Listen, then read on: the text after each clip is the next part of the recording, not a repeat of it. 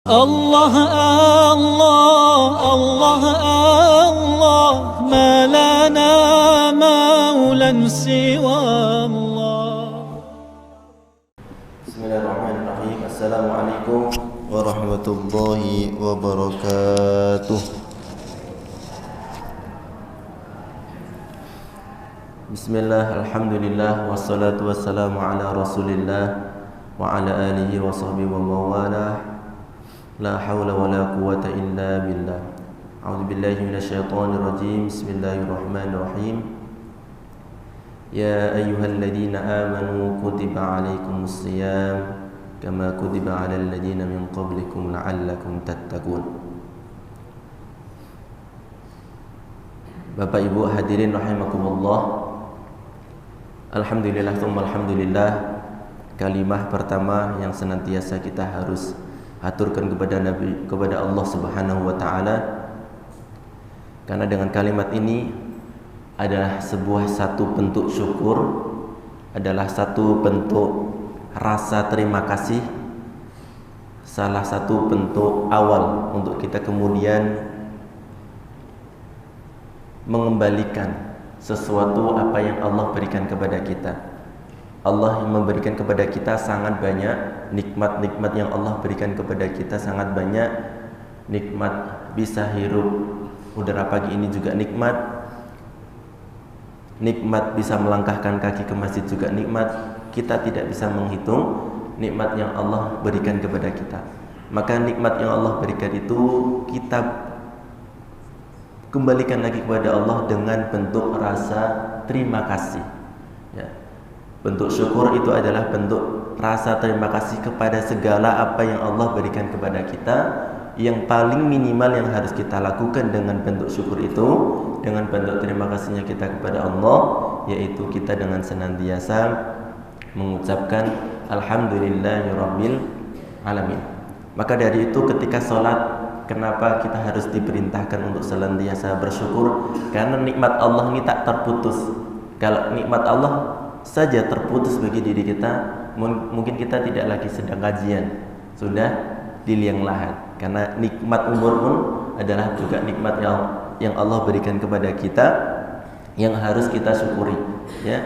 Artinya kalau nikmat Allah itu berjalan seiring waktu sampai kapanpun, sampai kita meninggal sekalipun, itu merupakan nikmat, ya. Dengan seharusnya sebenarnya kita pun harus mengucap syukur terima kasih kepada Allah di semua waktu itu. Nah, makanya dari itu artinya di sini ada penekanan kuantitas yang harus dilebihkan ketika kita melakukan satu kebaikan. Nah, satu kebaikan yang harus kita banyakkan dan kita harus meningkatkan senantiasa amaliyah itu, yaitu bersyukur kepada Allah. Buktinya apa? Maka buktinya ketika kita setelah sholat pasti kita minta terima kasih sama Allah Subhanahu wa ta'ala. Alhamdulillah, alhamdulillah, alhamdulillah, alhamdulillah.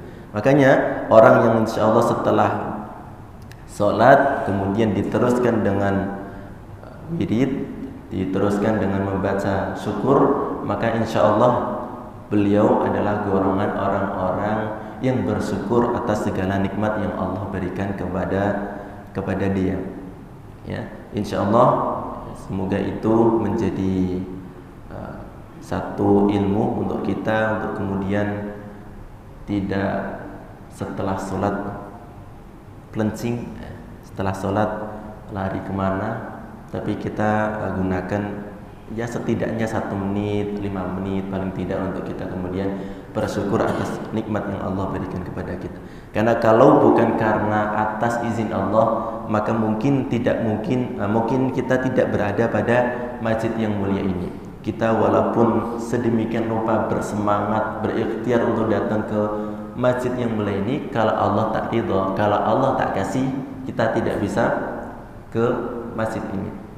Maka dari itu Allah berikan nikmat kepada kita. Mungkin salah satu sedang kita rasakan adalah sehat, nafasnya masih normal, tidak ngos-ngosan. Kalau ngos-ngosan udah tidak di sini lagi tapi di rumah sakit.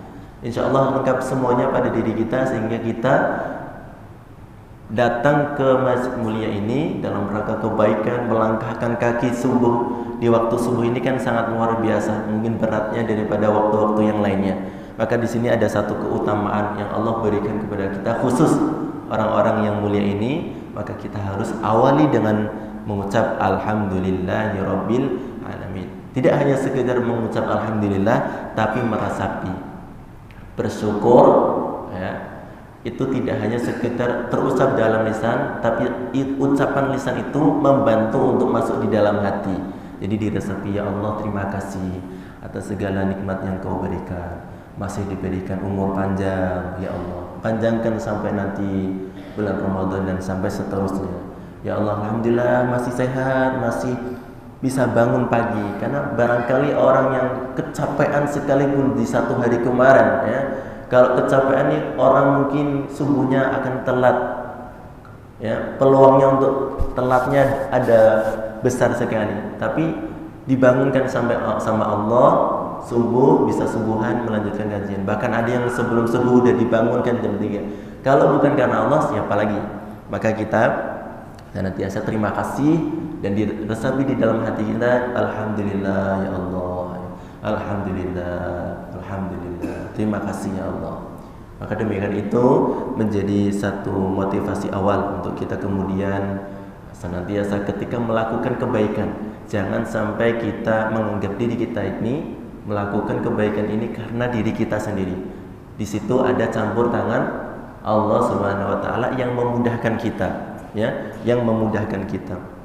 Karena Allah sudah memudahkan urusan kita, Allah sudah ridho sama kita, apapun yang akan kita jalankan, aktivitas apapun itu akan dimudahkan dan dilancarkan. Bukankah ketika kita berdoa ataupun seorang ustadz ataupun seorang penceramah dan lain sebagainya, salah satu yang didoakan kepada kita, ya Allah mudahkanlah dan lancarkanlah kami dalam segala urusan. Tidak hanya segala urusan, semua urusan tidak, tapi urusan yang baik, urusan yang kebaikan, beribadah kepada Allah Subhanahu wa taala. Maka di sini adalah doa yang mungkin semoga terkabulkan untuk diri kita semuanya, sehingga dari apa yang kita menjalankan aktivitas itu dimudahkan oleh Allah Subhanahu wa taala. Artinya kita melakukan aktivitas itu, di sisi lain ternyata ada campur tangan Allah Subhanahu wa taala yang itu menjadi penentu. Jadi ketika nanti melakukan kebaikan apapun, kita tidak hanya sekedar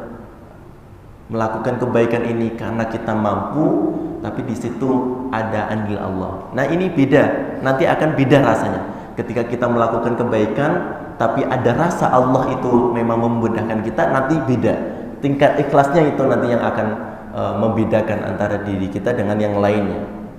Jadi kalau orang melakukan kebaikan, lupa dengan Allah, ya, lupa dengan Allah, dengan sedekah, mungkin akan lebih dekat kepada keburukan, kayak misalkan sombong dan sebagainya. Tapi ketika kita melakukan kebaikan dan tahu kebaikan yang kita lakukan itu ternyata Allah juga memudahkan kita untuk melakukan kebaikan itu, maka nanti beda ikhlasnya. Dia melakukan kebaikan karena Allah, bukan karena apapun. Dia melakukan kebaikannya karena kita mampu, tidak. Memang itu salah satunya, tapi ada andil Allah yang menjadi faktor penentu. Nanti beda tingkat ikhlasnya, dan tingkat ikhlasnya ini tentunya yang menjadi tingkatan paling atas senantiasa kita sampaikan ada 3. 1, mengharap, ya, imbalan yang berupa sifatnya dunia. 2, sifatnya akhirat. 3, hanya mengharap ridhonya Allah. Asal Allah perintah, kita taat. Nah, artinya ketika kita menjalankan kebaikan dan di situ kita mengingat Allah bahwa alhamdulillah dimudahkan oleh Allah untuk melakukan kebaikan itu, artinya yang kita harapkan adalah balasan dari Allah, ridhonya Allah. Ini udah mungkin menjadi satu ikhtiar untuk kita menjadi orang yang paling tinggi ikhlasnya. Tetap harus kita ikhtiarkan untuk menjadi hamba yang tertinggi itu, karena ternyata surga pun ada derajatnya, ya. Surga pun ada derajatnya. Ya, kita semaksimal mungkin untuk mencapai derajat yang paling tinggi. Salawat beriringan salam tetap terusahkan kepada Nabi Muhammad SAW. Semoga kita termasuk umat beliau yang kelak kita mendapatkan pertolongan beliau. Salah satu pertolongan yang Allah izinkan kepada beberapa hal saja, salah satunya yaitu dari jalur Rasulullah. Maka kita harapkan pertolongan itu dengan senantiasa berselawat kepada Nabi Muhammad SAW. Allahumma sholli ala Muhammad, Allahumma sholli wa sallim wa barik ala Sayyidina Muhammad. Masih banyak kalimat-kalimat salawat yang dapat kita amalkan. Paling singkat salawat Jibril, ya. Sallallahu ala Muhammad, sallallahu alaihi wasallam, sallallahu ala Muhammad, sallallahu alaihi wasallam, sallallahu ala Muhammad, sallallahu alaihi wasallam. Maka dengan ikhtiar kita meningkatkan, memperbanyak salawat itu, semoga menjadi wasilah kita diakui dan dekat dengan Nabi Muhammad SAW. Karena kata Rasul, orang yang paling dekat denganku adalah orang yang paling banyak berselawat kepadaku. Orang yang paling dekat, katanya Rasulullah, di akhirat adalah orang yang paling banyak memperbanyak membaca salawat. Kategori memperbanyak di sini sering kami sampaikan, sering kami ulangi di beberapa pertemuan yang lalu adalah setidaknya, paling setidaknya. Tapi ini bukan angka pasti, kita bisa dari bawah ini atau bisa lebih dari itu. Lebih dari itu bagus. Setidaknya 300. 300 paling kalau dibaca tidak ada sampai 1 menit. Sallallahu alaihi Muhammad, sallallahu alaihi Muhammad. Mungkin situ 1 menit, 300 mungkin 3 menit. Ya, coba 24 jam dialokasikan saja 3 menit. Atau ba'da subuh, ba'da maghrib, ba'da isya, setelah selesai sholat dibacakan sholawat 100 kali, itu paling tidak 1 menit sampai 3 menit. Maka ketika satu hari itu setiap ibadah sholat 100 kali, insya Allah nanti satu hari itu 500 kali, sudah lebih dari batas yang menjadi kategori memperbanyak salawat. Nah, semoga dari ikhtiar yang kita lakukan itu memperbanyak membaca salawat di setiap sholat, ba'da sholat, atau kapanpun ya, kalau ketika kita setelah sholat atau sebelum sholat 100, maka 500. Batas minimal untuk kategori memperbanyak adalah 300. Itu mungkin menjadi satu ikhtiar kita untuk kita bisa meraih pertolongannya Rasulullah, di mana tidak ada apapun pertolongan kecuali apa-apa yang Allah izinkan. Yang dimana pada keadaan itu ketika diri kita ya menunggu ya penghitungan antara dosa kita dengan pahala kita, jarak antara kita dengan matahari 1 jengkal.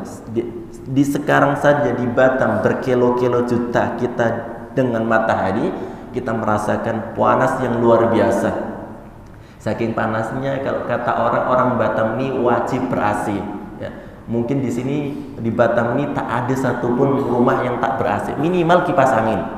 Itu bukan kata saya, kata istri saya yang dia itu orang Batam asli. Nah, kata dia seperti itu. Itu artinya apa? Merasakan panas. Merasakan panas itu pun dari dunia dengan matahari berkilo-kilo juta. Tapi nanti di akhirat 1 jengkal saja. Masya Allah, bagaimana itu ya?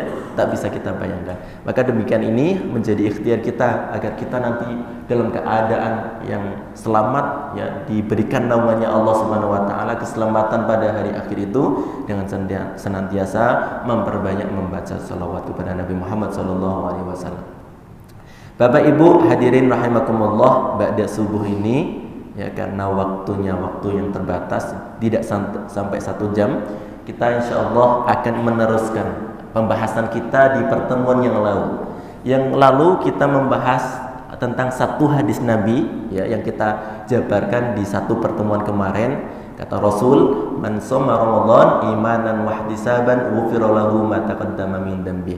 Man shoma, siapa yang menjalankan ibadah puasa ya, berpuasa Ramadan imanan, dengan penuh keimanan, dengan keimanan itu dibuktikan dengan amal soleh, dibuktikan dengan memperbanyak amal soleh, wahtisaban, dan pastikan segala amal soleh yang kita lakukan itu, peningkatan amal soleh yang kita kerjakan di bulan Ramadan itu hanya mengharap ridha Allah, mengharap pahala Allah, mengharap balasannya Allah.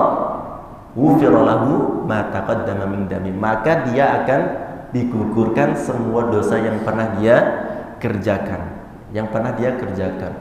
mau umurnya 40 tahun, 56 tahun dan sebagainya, bisa berpotensi nanti di bulan Ramadan digugurkan semua dosanya tanpa tersisa. Apa buktinya? Tidak usah panjang lebar, tidak usah dalam-dalam untuk memaknai ini. Mana buktinya? Buktinya sederhana saja. Bulan Ramadan, kalau kita artikan bulan Ramadan, Ramadan itu berasal dari kata Ramadan. Makna bahasanya secara bahasa singkatnya Ramadan. Ramadan itu kalau diartikan secara bahasa singkatnya adalah sesuatu yang membakar. Sesuatu yang membakar, sesuatu yang menghancurkan, sesuatu yang panas, sangat panas. Maka di sini bisa diartikan, dikiaskan menjadi dua makna. Satu maknanya, di bulan Ramadan itu kita akan diuji sesuatu yang panas, sesuatu yang tidak biasa, ya. Karena ketika bulan Ramadan panas tentunya ada, ya, panas terik. Kita dalam keadaan berpuasa, lapar, dan kemudian kita haus, ya. Pasti kita lebih mungkin merasakan istilahnya kepanasan yang luar biasa daripada ketika kita tidak berpuasa. Kalau panas sebelum Ramadan kita bisa minum air yang banyak. Tapi ketika Ramadan harus ditahan. Sepanas-panas apapun, tak boleh kita dibatalkan, ya. Nah, tak boleh kita untuk kemudian malah minum, ya, karena kita sedang menjalankan puasa Ramadan. Itu makna yang pertama. Nah, makna yang kedua nih yang menjadi motivasi kita nanti di bulan Ramadan adalah mungkin pada bulan Ramadan ini menjadi wasilah, menjadi waktu di mana tepat untuk kita menggugurkan, membakar, menghancurkan sesuatu dosa yang ada pada diri kita yang pernah kita kerjakan.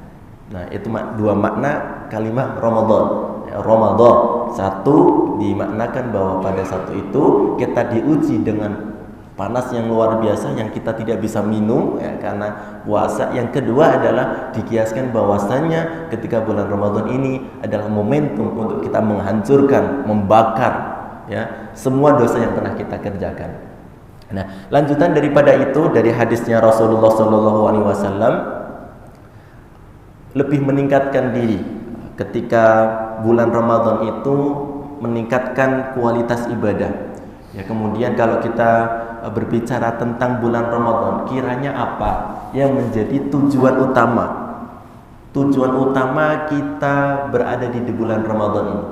Apa kiranya kategori sukses ketika kita menjalankan bulan Ramadan itu? Kemarin sudah kita sedikit bahas, ya, tandanya. Ya, tandanya adalah apa? Tandanya adalah orang digugurkan semua dosanya. Tapi predikatnya apa? Sebagai apa? Nah, predikatnya masih ayat yang sama yang kami bacakan tadi di awal. Ya ayyuhalladzina amanu kutiba alaikumus shiyam.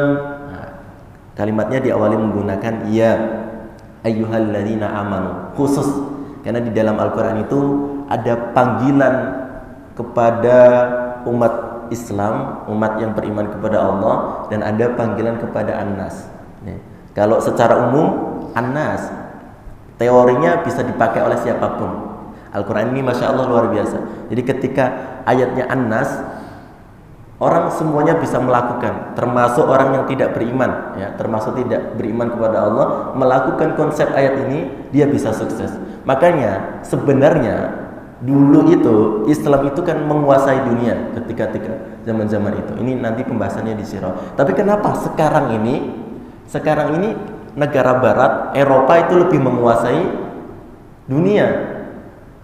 Salah satu faktornya yang pernah kami baca dari beberapa literatur, ternyata dari para ilmuwan mereka dahulu, profesor-profesor mereka itu menemukan konsep sesuatu di dalam Islam yang kemudian dia ambil dan dia akhirnya kemudian disampaikan kepada umatnya mereka sendiri dan dia mengakui itu sendiri. Jadi konsepnya diambil dari Islam, ya, dari Al-Quran itu, tapi dia kemudian dilafadzkan dengan sendirinya kepada umatnya sendiri. Akhirnya mereka sukses dengan apa yang mereka lakukan karena sesuai dengan ada yang di dalam Al-Quran, ya. Tapi kita sendiri nih, ya, umat Islam yang jelas-jelas sudah ada panduannya Al-Quran ini, tapi tak mau untuk belajar Al-Quran, mendalami Al-Quran. Maka di sini satu ketinggalan yang tak boleh kita nanti istilahnya oke fan saja. Tapi insya Allah semaju apapun negara Barat nanti di akhir zaman akan kembali lagi Islam ini akan menjadi pemimpin dari satu peradaban dunia ini. Itu sirah panjang kali untuk membahas. Nah makanya kembali lagi bahwasanya di dalam Al-Quran ini kalimatnya tadi dibuka menggunakan amanu, spesifik kepada orang yang beriman kepada Allah. Jadi satu surat pesan cinta. Nah, kalau bukan surat cinta menggunakan ya ayyuhan nas, ya, tapi ini surat pesan cinta khusus kepada umat yang beriman kepada beliau Allah Subhanahu wa taala. Ya ayyuhalladzina amanu kutiba alaikumusiyam, ya, menjalankan ibadah puasa kama kutiba alal ladzina min qablikum la'allakum tattaqun, sebagaimana sudah diperintahkan Allah Subhanahu wa taala di masa-masa yang lalu agar kamu bertakwa, la'allakum tattaqun. Nah, di dalam Al-Qur'an ketika ada kalimat la'allakum tattaqun, itu adalah satu pengharapan yang di situ tidak hanya sekedar pengharapan, tapi ada harus kesungguhan. La'allakum tattaqun, agar kita menjadi orang yang bertakwa itu, agar kita mendapatkan predikat orang yang bertakwa itu, kalimat belakangnya la'alla. Nah, la'alla ini kalau dimaknai secara mendalam, maka dia adalah satu pengharapan yang tidak hanya sekedar berharap, yang tidak hanya sekedar mau saja, tapi harus ada kesungguhan. Maka di sini bisa diambil satu makna bahwasanya ayat ini memang diperuntukkan kepada semua yang beriman, tapi semuanya tidak dapat. Harus memenuhi syaratnya tadi. La'alla apa? Kemauan yang didasari dengan kesungguhan. Sungguh itu dibuktikan dengan wujud aktivitas perbuatan, ya. La'allakum tattaqun, kita menjadi orang yang berpredikat sebagai orang yang bertakwa harus ada tidak hanya kemauan, tapi harus ada kesungguhan untuk mendapatkan itu. Nah, jadi ayatnya untuk orang beriman, untuk kita semuanya, ya, ayatnya untuk kita semuanya nih dari Allah Subhanahu wa taala, tapi semuanya dari kita berpotensi bisa dapat dan bisa tidak dapat. Nah, di situ loh maknanya. Ya, semuanya informasinya diterima oleh kita semuanya, untuk kita memang semuanya, tapi ada yang dapat dan ada yang tidak. Nah, makanya dari sini kita akan membahas lebih luas lagi terkait bagaimana kesungguhan kita agar kita mendapatkan predikat takwa. Ya, sebelum ke sana sebagai pendalaman motivasi kita kenapa harus meraih predikat takwa itu.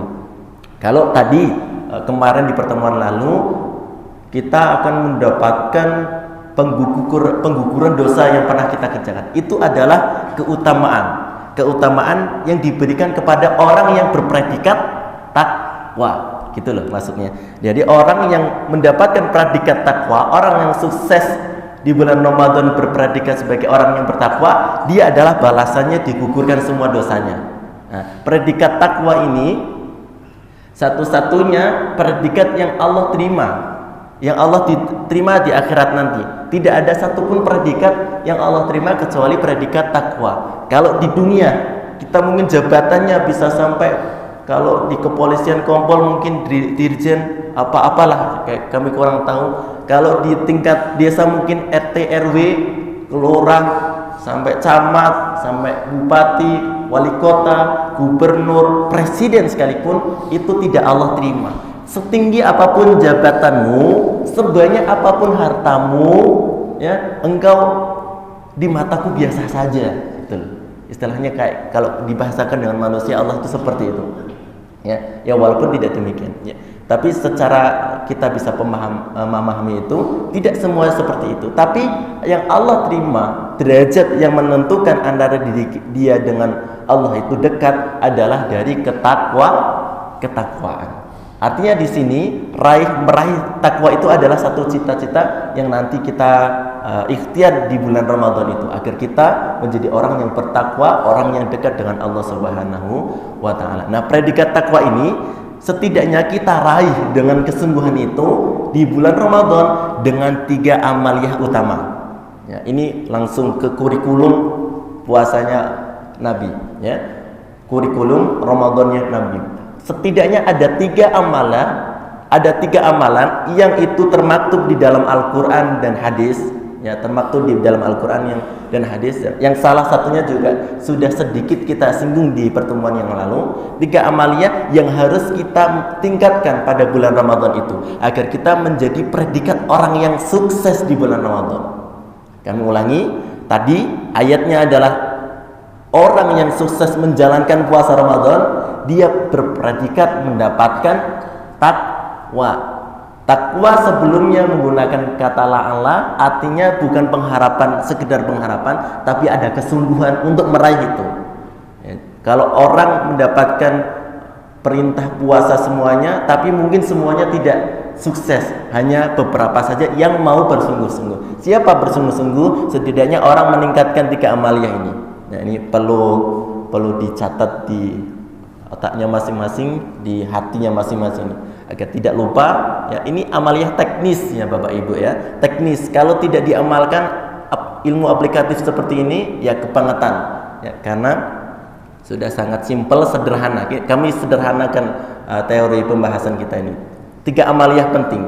Amaliyah penting yang pertama yang harus kita kemudian meningkatkan adalah 1, meningkatkan sholat. Meningkatkan apa Bapak Ibu? Meningkatkan sholat. Masih di hadis yang redaksinya sama persis, ya, yang sama persis dengan pertemuan kita yang sebelumnya. Kalau pertemuan sebelumnya man shoma Ramadan, ya. Kalau kemudian pada pagi hari ini kita akan membahas tentang redaksi yang sama, tapi ada sedikit perbedaan. Yang kemarin man shoma, hari ini mangkoma. Ya. Juga kemarin Ustadz Junaidi sudah sampaikan sedikit, juga banyak mangkoma, ya. Ada hadis mengatakan man shoma Ramadan, ada mangkoma. Semuanya sama, ya, sahih derajatnya. Man qoma Ramadan, siapa yang meningkatkan salat, ya, meningkatkan salat di bulan Ramadan. Man qoma Ramadan imanan, dengan penuh keimanan dan mengharap ridha Allah, maka dia akan digugurkan semua dosanya. 1, meningkatkan salat. Nah, makanya mulai dari sekarang keluarkan salat-salat, ya, mengeluarkan semua kamus-kamus tentang salat, ya. Kalau sebelumnya sebelum bulan Ramadan ini, bulan Sya'ban itu atau Rajab ini, kemarin lagi, apa kiranya salat yang belum kita kerjakan secara rutin? Ingat tadi kalimatnya meningkatkan, ya, bukan salat saja, tapi meningkatkan. Harus ada peningkatan. Apa yang kiranya belum kita kerjakan dengan rutin? Nah, kita keluarkan contoh salat subuh. Salat duha. Kalau subuh udah pasti, ya, wajib, ya. Salat duha, keluarkan salat duha. Ayo kita rutinkan 30 hari saja untuk kita itu kemudian semangatkan rutin. Nanti ada efeknya setelah bulan Ramadan, akan kita istiqomah kemudian di bulan-bulan selanjutnya insyaallah, amin. Salat subuh keluarkan, salat duha, ya. Salat duha itu diawali dengan waktu yang akan kita datangi pada selesai kajian. Apa? Syuruk. Syuruk itu adalah awal waktu duha. Nah, itu ketika kita mengerjakan pada satu waktu itu dengan amaliyah salat, ya, yang kemudian daripada subuh dilanjutkan dengan zikir kepada Allah Subhanahu wa taala, ditutup dengan salat, maka pahalanya, balasannya seperti mana haji umroh sah, sempurna. Bayangkan, ya, pahalanya seperti mana orang melakukan haji, balasannya seperti mana orang yang melakukan haji umroh sempurna. Apa? Ketika subuh salat berjamaah, salat, ya, kemudian dilanjutkan dengan berzikir kepada Allah, dan kemudian ketika waktu awal syuruk datang, dia gunakan untuk salat 2 rakaat, maka pahalanya adalah seperti mana orang haji umroh sempurna. Derajat hadisnya sahih. Masya Allah, ya. Masya Allah nih. Zikir ini kalau tadi kita membahas dari ba'da subuh terus kemudian dilanjutkan dengan zikir, makna zikir ini banyak kali ya. Di dalam Al-Qur'an kalimat zikir bisa dengan diartikan membaca Quran. Jadi nanti bulan Ramadan aktivitas awal kita simpelkan diawali dengan subuh salat berjamaah ya. Ayo mulai difahamkan pada diri kita, nanti kita amalkan. Salat subuh berjamaah, setelah salat subuh jangan kemudian kita beralasan kita sudah bangun jam 3 pagi tadi, udah salat tahajud, udah sahur, ngantuk tidur. Jangan sampai ya. Jangan sampai seperti itu. Kita kemudian harus memaksa diri, tidak apa, memaksa diri untuk kebaikan itu bagus ya. Nanti terpaksa kemudian ikhlas. Jadi awal ikhlas itu sebenarnya terpaksa Bapak Ibu. Awal ikhlas itu, awal nikmat itu ketika menjalankan ibadah awalnya adalah tersiksa ya, terpaksa. Itulah yang menjadi pintu gerbangnya orang yang menikmati ibadah. Nah, pintu gerbangnya terpaksa. Makanya yang belum rutin ketika kita menjalankan satu amaliah itu belum pernah kita lakukan atau rutin, pasti rasanya berat ya enggak? Berat. Belum pernah sholat tahajud, kita sholat tahajud berat kali rasanya ya. Udah bangun kok nggak melanjutkan dengan wudhu kemudian sholat, tapi malah tidur lagi. Nah itu kan apa artinya? Berat. Nah makanya di sini harus ada paksaan diri untuk melakukan itu. Ya tadi ya. Kemudian dilanjutkan dengan zikir tadi. Zikir ini bisa bermakna ketika sholat subuh sudah selesai, dilanjutkan dengan baca Quran, atau zikir ini bisa kita lakukan seperti ini. Nah, jadi kajian ilmu ini termasuk kategori zikir, atau membaca subhanallah walhamdulillah wala ilaha illallah wallahu akbar, atau membaca arti ayat Quran dan sebagainya ya. Tadi ya, dari ba'da subuh sampai waktu syuruk. Kalau waktu syuruk kita sudah dimudahkan dengan teknologi, sudah ada penandanya. Nanti ada tit kalau di masjid aman. Kalau di rumah kita tak tahu ya kan. Di masjid aman. Tit ya udah tinggal selesai, kemudian ditutup dengan sholat syuruk, sholat awal duha. Insyaallah pahalanya adalah seperti mana haji umroh, sempurna kata Nabi. Ini di hari biasa. Nah ini di hari bulan Ramadan, Masya Allah ya.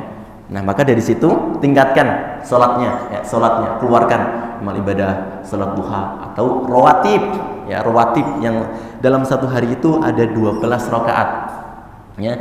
Rawatib itu adalah sholat yang mengiringi kelima sholat fardu ya. Rawatib sholat tambahan yang mengiringi sholat fardu. Apa saja 12 rakaat itu?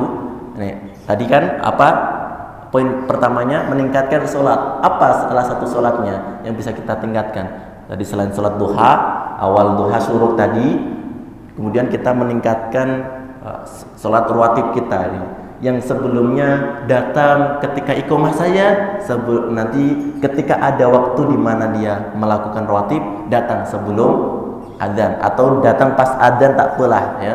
Kemudian ada waktu untuk kita gunakan rawatib. 12 rakaat itu diantaranya 2 rakaat sebelum subuh. Ya. Pak, insya Allah sudah paham lah ya. 2 rakaat sebelum subuh ini sudah pasti ya. Intinya kita saja nih yang harus digerakkan diri kita untuk datang sebelum subuh, 2 rakaat sebelum subuh. Kemudian setelah 2 rakaat sebelum subuh, 4 rakaat sebelum zuhur. Nah, setelah subuh ya nanti salat zuhur. Sebelum datangnya salat zuhur, iqamah dikumandangkan ada 4 rakaat salat rawatib.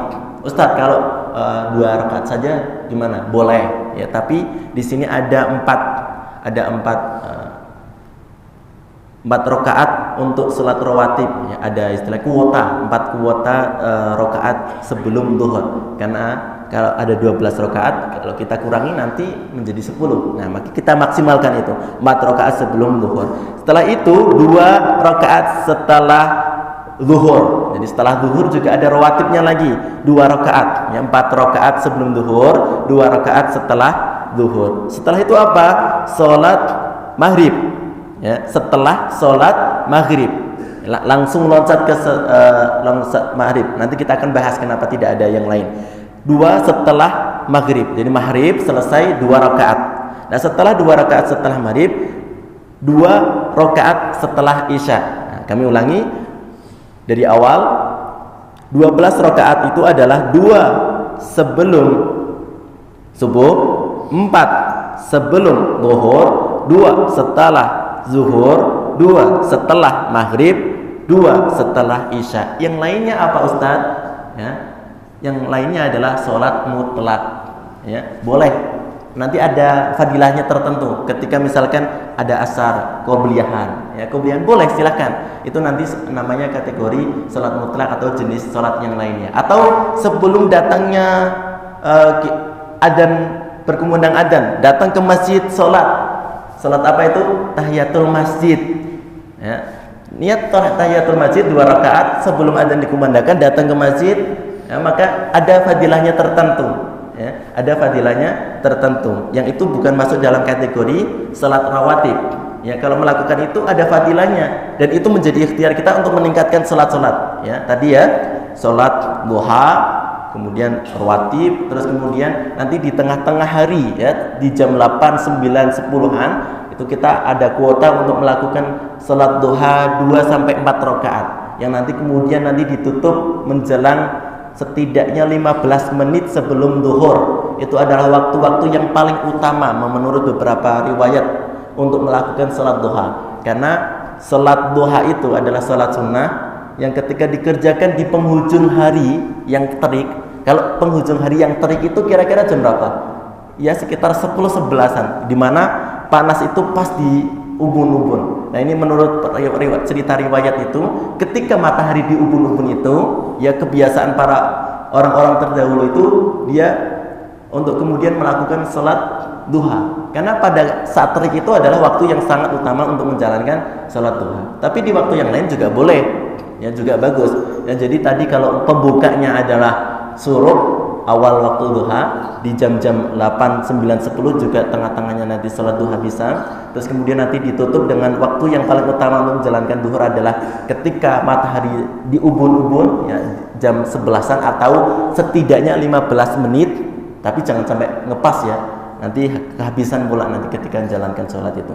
15 menit setelah sebelum duhur ya itu harus kita kemudian tingkatkan atau nanti kemudian meningkatkan dengan kita ikhtiarkan untuk tidak pernah berhenti melakukan sholat tarawih. Ya, sholat tarawih kita fullkan sampai 30 hari. Sholat tahajudnya ditambah, hajatnya ditambah, sholat hajatnya, sholat witir dan lain sebagainya. Keluarkan, ya, keluarkan itu. Yang kedua, singkat. Yang kedua adalah meningkatkan interaksi dengan Al-Quran. Meningkatkan apa Bapak Ibu? Interaksi dengan Al-Quran. Interaksi dengan Al-Quran sudah sedikit kita bahas di pertemuan yang lalu, yang merupakan amalia spesifik yang harus kita tingkatkan di bulan Ramadan. Nah, kategori interaksi dengan Al-Quran itu dibagi menjadi 3 cabang. Jadi ada 3 aktivitas interaksi dengan Al-Quran. 1 qiraah, 2 tilawah, 3 tahfiz. Nah, kemarin kita membahas qiraah, membaca Al-Quran, peningkatan. Yang sebelumnya belum pernah khatam, harus bulan Ramadan ini khatam. Harus nih ya, harus nih. Saya wajibkan nih untuk Bapak Ibu semua yang mendengarkan, karena sudah tahu ilmunya. Eman-eman kalau udah tahu ilmunya ya diamalkan ya. Ini wajib ya, wajib diamalkan ya. Kenapa? Karena ini menjadi ikhtiar untuk kita meraih predikat takwa itu yang salah satu balasannya adalah digugurkan semua dosanya. Nah, tadi ya meningkatkan bacaan Al-Quran yang sebelumnya belum pernah khatam atau sebelumnya Masya Allah sudah 1 bulan khatam 1 kali. Nah, maka di bulan Ramadan jangan sampai sama, harus lebih, 2 kali, 3 kali, 4 kali, 5 kali ya. Peningkatan, harus ada peningkatan ya. Kalau kemarin kami sampaikan trik mudahnya adalah setelah atau sebelum sholat, karena ketika kita sholat dilanjutkan dengan ibadah lain itu lebih ringan daripada kita mengiringi aktivitas yang sifatnya dunia kemudian kita iringi dengan amalia ibadah. Itu mungkin lebih sulit daripada ketika kita mengiringi satu ibadah satu dengan ibadah yang lainnya. Setelah sholat baca Quran itu lebih mudah daripada ketika kita lagi kerja, fokus-fokusnya kerja, kita baca Quran. Memang bisa berpotensi, cuman lebih berat. Karena kita kalau misalkan disambi-sambi apa mungkin ini. Tapi walaupun itu juga termasuk amalia yang bagus yang harus kita tingkatkan. Tadi ya baca Quran 1 qiraah, 2 tilawah. Tilawah ini seperti ini Bapak Ibu. Jadi kita ada pembahasan 1 ayat, kita baca ayatnya, kita dalami. Jadi kita ini sebenarnya hanya membahas satu ayat. Apa ayatnya? Ya ayyuhalladzina tadi amanu kutiba alaikumusiyam. Nah, ini satu ayat dibahas secara dalam, itu disebut tilawah. Nah, dari sini bisa ambil ilmu baru bahwasanya banyak di masyarakat kita, ya, umat kita ini masih salah dengan istilah, ya. Ayo kita tilawah Quran, yuk kita tilawah Quran. Nah, apa yang dilakukan? Baca Quran. Memang benar, tapi yang tepat adalah kalau mau baca Quran saja istilahnya qiraah. Tapi kalau pengajian seperti ini, baca satu ayatnya, didalami ayatnya, maknanya diambil, diamalkan, itu namanya tilawah. Nah, qiraah itu adalah membaca Al-Quran tanpa ada tuntutan untuk memahami ayatnya, itu pahala, ibadah. Tapi kalau tidak memahami dari apa yang dibaca, namanya qiraah. Tapi kalau tilawah, kita baca ayatnya dan kita harus paham dengan maknanya, dengan membaca artinya. Kita istilahnya kajian ilmu, pengajian seperti ini namanya tilawah. Yang ketiga adalah bisa mencakup ketiganya, tahfiz, ya, orang menghafal Quran. Kalau kita tidak bisa, masih ada anak-anak kita, masih ada anak-anak cucu-cucu kita yang kita bisa jadikan dia sebagai investasi akhirat kita. Dia menghafal Quran, kita tidak menghafal Quran, tapi kita dapat pahala menghafal Qurannya. Dengan apa? Dengan anak kita mungkin disekolahkan di rumah tahfiz. Alhamdulillah, sekarang ini TPQ Al-Mutmainnah kita ini, Masjid Yayasan Al-Mutmainnah ini sudah ada program tahfiz anak-anak kita, ya. Yang awal dibuka saja langsung 20-an santri. Masya Allah, juga kualitas anaknya luar biasa. Kalau Bapak Ibu pengen penasaran bagaimana kualitas anak-anak kita di TPQ Al-Mutmainnah ini, baik itu qiraah TPQ ataupun tahfiz, nanti bisa datang di tanggal 18 Maret ini, ya. Nanti insya Allah berangkaian dengan kegiatan doa arwah, ya. Kita nanti pada maghribnya akan ada penampilan dari kelas tahfiz anak-anak kita ini yang pendidikan di sini, yang insya Allah kami bisa upayakan kualitas TPQ di Al-Mutmainnah ini bisa dibandingkan dengan lembaga manapun yang sekalipun terkenal, sekalipun mahal, bisa dibandingkan, ya. Di sini kita utamakan kualitas, ya, kepada anak-anak santri kita. Penasaran bagaimana kualitasnya? Datang tanggal 18 Maret ini, insya Allah kita akan tunjukkan real. Bapak Ibu bisa mengetes sendiri, tak usah kami. Tapi kalau tak tahu materinya, ya biar kami saja yang mengetes anak-anak kita ini. Nah, itu bisa menjadi ladang yang masih punya anak-anak kecil atau sudah punya anak tapi sudah besar, anaknya, cucunya lagi disekolahkan di sekolah tahfiz dan sebagainya. Ketika mereka menghafal, maka kita dapat aliran pahala yang sama persis. Nah, itu tahfiz, ya. Jadi ada 3 tadi, ya. Qiraah, tilawah, tahfiz. Kemudian yang terakhir, 3 amaliyah yang harus kita tingkatkan, ya, ketika di bulan Ramadan itu adalah meningkatkan berinfak. Apa Bapak Ibu? Meningkatkan infak, memberi, ya, berinfak kepada sesama kita. Siapa yang ngomong? Rasulullah SAW sendiri yang mengatakan. Kata Rasul, An Anas qila ya Rasulullah SAW, ayyus sadaqati afdal? Qala sadaqah fi Ramadan, ya. Dari Anas dikatakan, wahai Rasulullah, sedekah apa yang nilainya paling utama? Rasul menjawab, sedekah di bulan Ramadan. Kata Rasul, kana Rasulullah sallallahu alaihi wasallam ajwadan nas wa kana ajwada ma yakunu fi Ramadan. Rasulullah sallallahu alaihi wasallam adalah orang yang paling dermawan di antara manusia lainnya, dan ia semakin dermawan saat berada di bulan Ramadan. Nah, artinya yang belum dermawan, bulan Ramadan harus dermawan. Yang sudah dermawan harus ditingkatkan. Sekelas Nabi saja ditingkatkan, apalagi kita ini yang banyak dosanya. Yang belum pernah sedekah di bulan ini saja, atau di minggu ini saja belum pernah sedekah, nanti, ya, kita siapkan nanti harta kita, siapkan nih. Nah, makanya kalau orang membahas tahib Ramadan, salah satu yang harus kita siapkan sebelum mendatangi bulan Ramadan itu adalah persiapan material, ya. Kita kumpulkan itu harta-hartanya, ya. Kita nanti siapkan untuk kemudian kita jor-joran di bulan Ramadan itu, ya. Kita infakkan harta kita. Memang tidak secara kuantitas kita tingkatkan secara banyaknya, ya. Tapi setidaknya bagi kita mungkin yang masih banyak kebutuhan dan sebagainya, setidaknya sedikit tapi konsisten, sedikit tapi istiqomah setiap hari, setiap ba'da subuh atau ketika subuh di bulan Ramadan, datang subuh masukkan ke kotak amal, ya. Subuh 2000 tidak masalah. Tapi kalau mau istilahnya ya tentunya beda ini, ya tentunya kalau kita berbicara itu ya harus itu akan berbanding lurus dengan keikhlasan. 1.000 ikhlas tapi dengan 1 juta riya kan berbeda kan.